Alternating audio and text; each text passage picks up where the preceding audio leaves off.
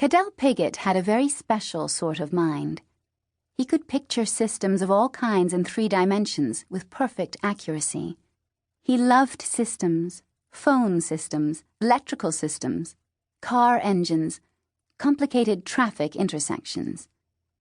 When he first saw a map of the Sydney rail system pasted on the wall of a suburban train, he was enchanted. At Jamboree Gardens, the teachers understood the scope of his intelligence.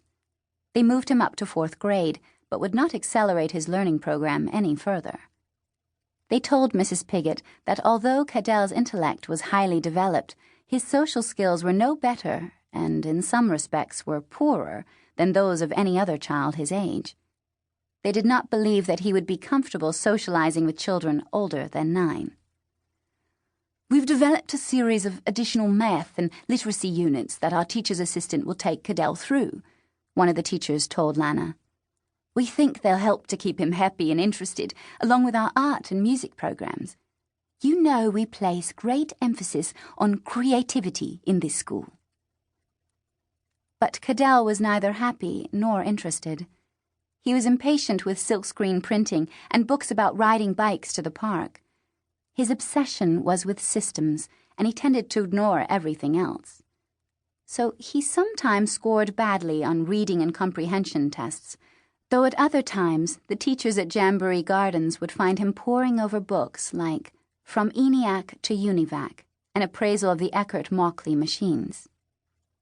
It was very hard to keep him off the school computers. "He'd spend all day on them if we let him," the principal told Lana. "And when we don't, he becomes quite uncooperative. To be frank, we don't like him messing around with them, because half the time no one here can understand what he's doing. We can't supervise him responsibly if we don't know what we're supervising. It's very difficult." "I know," said Lana in gloomy tones. "I really think he should be encouraged to focus his energies away from computer science," the principal continued. "A fully rounded person must diversify, or his intellect becomes narrow and blinkered.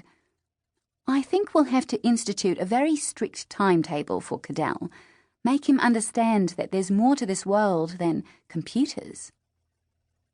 She was successful to some degree. Forbidden computers both at home and at school, Cadel turned his attention to the Sydney Rail network. He obtained every timetable for the entire system. He rode every line over and over again, though not unaccompanied. A part-time nanny usually came with him, because the Piggotts often employed nannies, none of whom stayed for very long. Occasionally, during his sessions with Thaddeus, Cadel would even abandon the psychologist's computer and acquaint Thaddeus with his latest discoveries about gauges and signal boxes. When that happened, Thaddeus would put aside his newspaper and listen intently.